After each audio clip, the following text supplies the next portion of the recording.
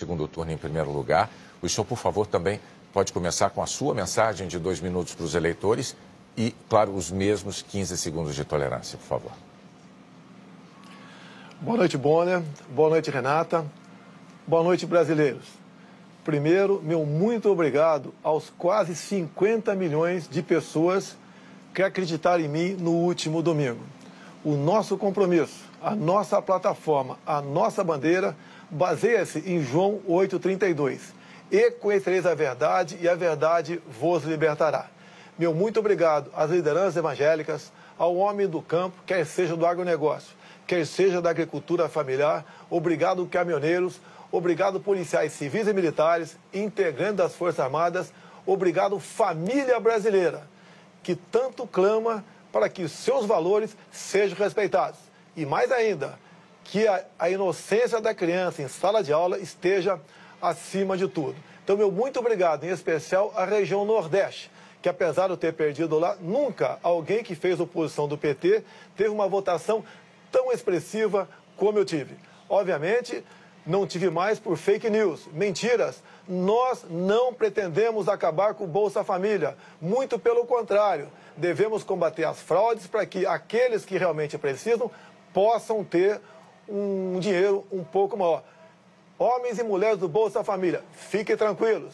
Não pretendemos criar ou aumentar o imposto de renda, a cobrança de imposto de renda. Mentira! A proposta do nosso economista Paulo Guedes é que quem ganha até 5 mínimos não descontará imposto de renda. E, acima disso, uma tabela de 20% para todos. Não pretendemos recriar a CPMF. Eu fui um dos que votou contra a CPMF no passado. Queremos um Brasil aberto ao negócio com o mundo todo, fazer parceria com o mundo todo, jogar pesado na questão da insegurança pública, fazer com que as mulheres se sintam protegidas no Brasil. Dessa forma é que nós pretendemos governar o país e dessa forma pretendemos construir o futuro da nossa pátria maravilhosa. Candidato, no mês passado, durante uma palestra, o seu vice, o general Hamilton Mourão, disse que a Constituição brasileira de 1988 foi um erro. A chamada Constituição Cidadã, como a Renata acabou de dizer há pouco, que é aquela que garante a nossa democracia e que completou recentemente só 30 anos. O general Mourão disse que a elaboração de uma Constituição nova, eu vou abrir aspas para as palavras dele, a elaboração de uma Constituição nova não precisa ser feita por eleitos pelo povo. E eu fecho aspas. Que isso poderia ser feito por um conselho de notáveis, nas palavras usadas pelo seu vice, e apenas referendada depois pelos eleitores. De novo, nós temos que dizer, juristas dizem que a nossa Constituição não permite a convocação de uma Constituinte, não há uma previsão para isso. Existe uma previsão de reforma por emenda constitucional, que precisa de aprovação de 3/5 dos deputados e dos senadores. E essas emendas, o senhor sabe, não podem mudar as chamadas cláusulas pétreas, né? Essas não podem ser alteradas de jeito nenhum, como o Renato também já disse aqui. Bom, também em setembro, numa entrevista à Globo News, o general Mourão admitiu a possibilidade de o presidente da República perpetrar o chamado autogolpe. O que é que o senhor diria aos seus críticos que se preocupam com a democracia brasileira no caso de o senhor se eleger presidente? Ele é general, eu sou o capitão, mas eu sou o presidente. O desautorizei nesses 2 momentos. Ele não poderia ir além daquilo que a Constituição permite. Jamais eu posso admitir uma nova Constituinte, até por falta de poderes para tal. E a questão de autogolpe, não entendi direito o que ele quis dizer naquele momento, mas isso não existe. Se estamos disputando as eleições, é porque nós acreditamos no voto popular e seremos escravos da nossa Constituição.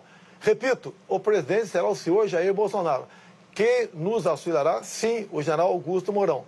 E ele, Hamilton Mourão, e ele sabe muito bem da responsabilidade que tem por ocasião da sua escolha para ser vice. Nós queremos demonstrar com isso que precisamos, sim, ter um governo com autoridade e sem autoritarismo. Por isso, nos submetemos ao sufrágio popular.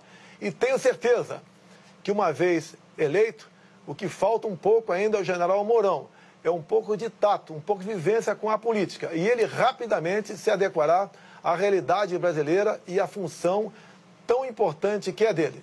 Já Augusto Mourão, agradeço a sua participação, mas nesses 2 momentos ele foi infeliz, deu uma canelada. Mas repito, o presidente jamais autorizaria qualquer coisa nesse sentido.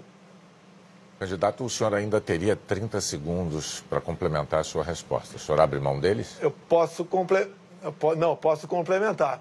Quando você fala em Constituição, uma Constituinte, não podemos admitir isso, até porque não teríamos autoridade para tal.